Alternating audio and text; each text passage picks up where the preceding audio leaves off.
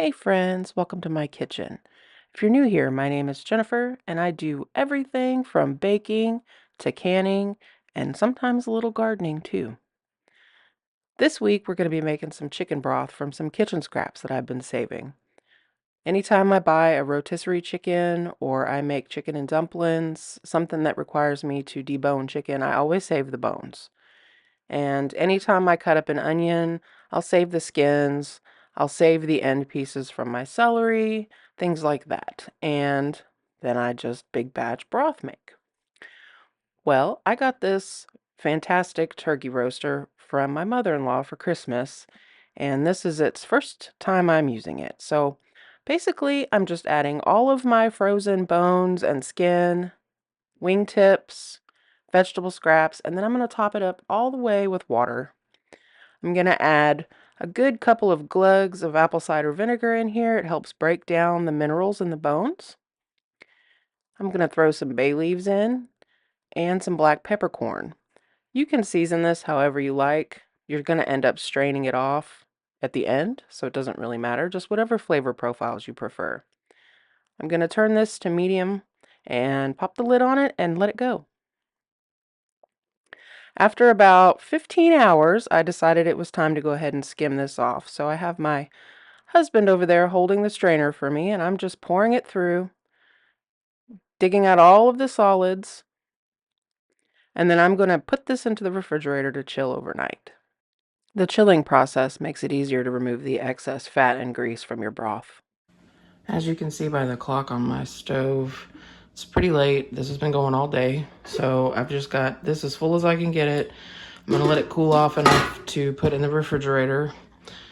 Tomorrow I'm gonna skim the fat off and get it canned. And then this, I'm just gonna let cool off.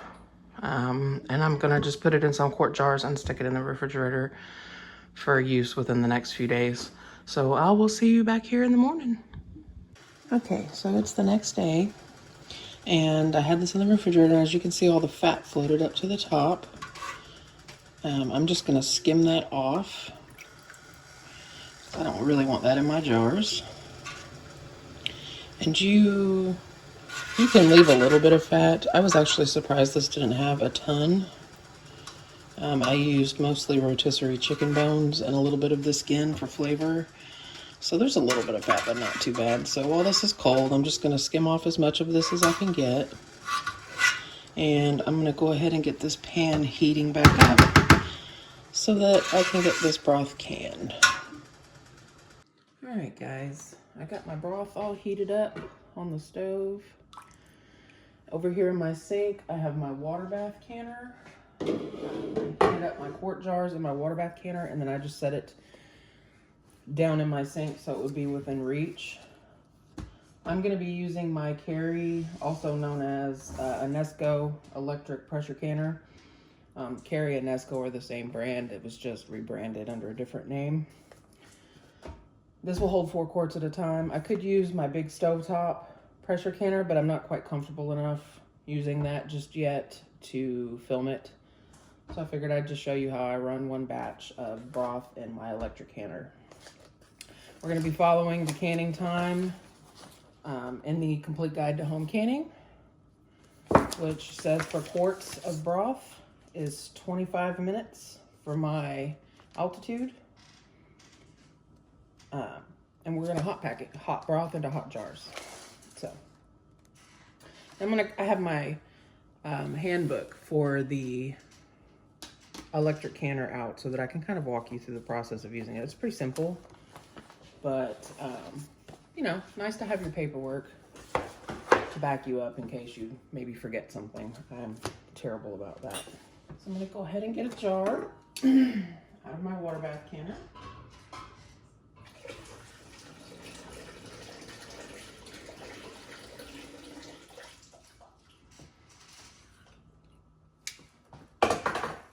And I'm just going to fill this up with my chicken broth. And the reason you want your jars to be hot is so they don't get thermal shock and crack when you put the hot liquid in it. I'm gonna go ahead and fill this up to 1 inch of head space. Because this is meat broth, and there is still a little bit of oil or grease in it. I'm going to use a paper towel that's wetted with vinegar to wipe the rim off before I put the lid and the ring on.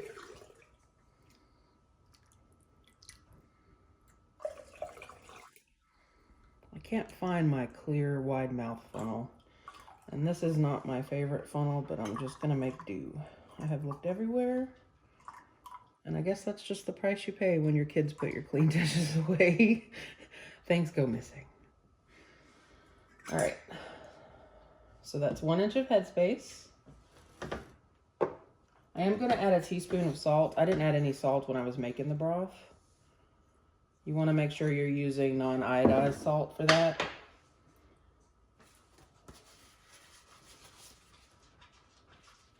A little bit of vinegar to make sure there's no oil or grease on the top that would prevent my jar from sealing like it's supposed to. I have my lids soaking in hot water. I'm just going to center my lid, put the ring on finger tight. And this particular electric pressure canner requires 8 cups of hot water. So I'm going to go ahead and do that real quick. This is just water out of my tap. We have our water heater turned up pretty high because I like hot water in the sink and really hot showers. So that will be plenty. It's just so that the jars don't crack when you put them in.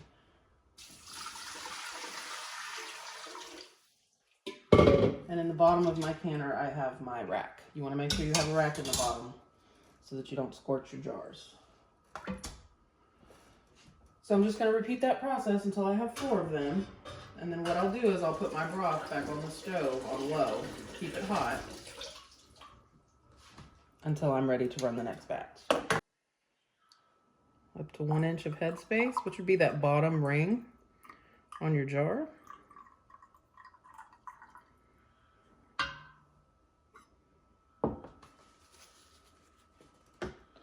Vinegar, wipe the top.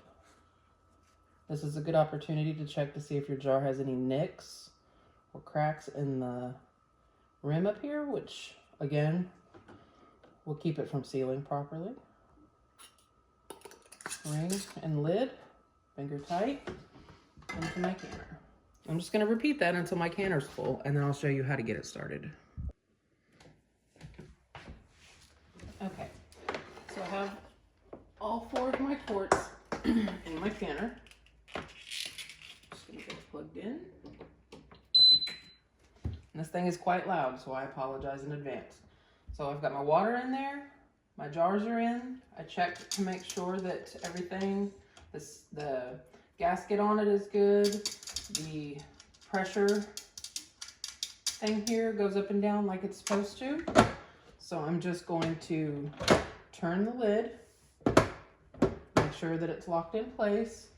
I'm going to move my valve up here to exhaust.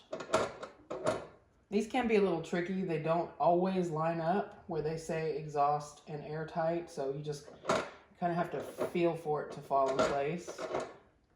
You get used to it.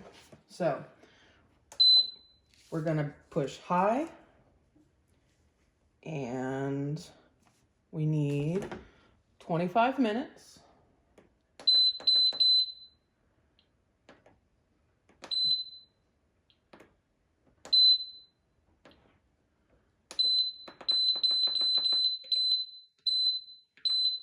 Now, for whatever reason, sometimes this top light bar on the numbers doesn't work properly.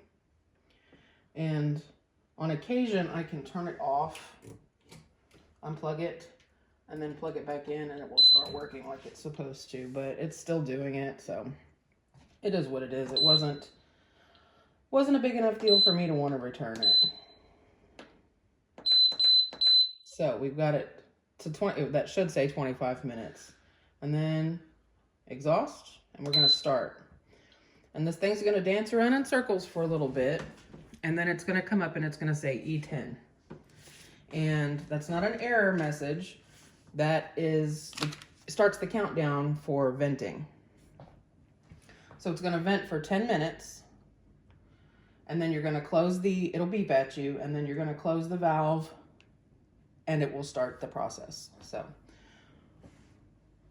we'll be back when that says E10. Okay, so you can see that there's steam starting to come out of the top. It just beeped at me, E10. I don't know if you can see that or not. So what this is gonna do is it's gonna count down from 10 to 0. That is it venting to get the pressure up inside the canner. Once it beeps at me, then I'm just going to close that valve to airtight, and once it gets to the exact pressure and temperature that it needs, it's going to start that 25-minute countdown. Alright. So it's been venting for 10 minutes, and now I'm just going to switch this to airtight. And this is going to flash a few times, and then it's going to register that you closed it. It's probably going to get the chasing lights again, and then it's going to start the 25-minute countdown. You can hear this just letting off the tiniest little bit of steam. That is because this is the equivalent of a weighted gauge on top of your regular stovetop pressure canner. So every now and then that thing's going to jiggle around a little bit and let off a spurt of steam just to keep the pressure on the inside of the canner where it's supposed to be. So you see the chasing lights again, and then it should come up 25 and start counting down from there. And that is what I meant. It's kind of like the jiggler on top of your stovetop canner. It'll kind of bounce around a little bit, and it'll let off steam. And now my timer's going, so I'll be back in 25 minutes.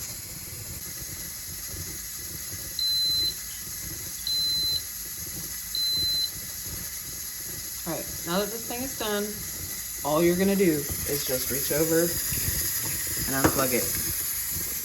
Don't mess with the valve, don't open it. It's just like a regular pressure canner. You're gonna let this sit for 1 hour to come down from temp.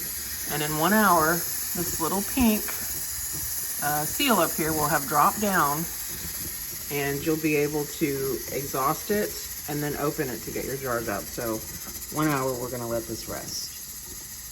It's been an hour, so I just put it on exhaust. Nothing came out. Unlocked the lid, cracked it a little bit, and just stuck a wooden spurtle in it. I don't want to just immediately throw the lid open because it could cause the jars to violently erupt in broth. So I'm just gonna give that a few minutes to cool off, about 10 minutes, and then I'll take my jars out.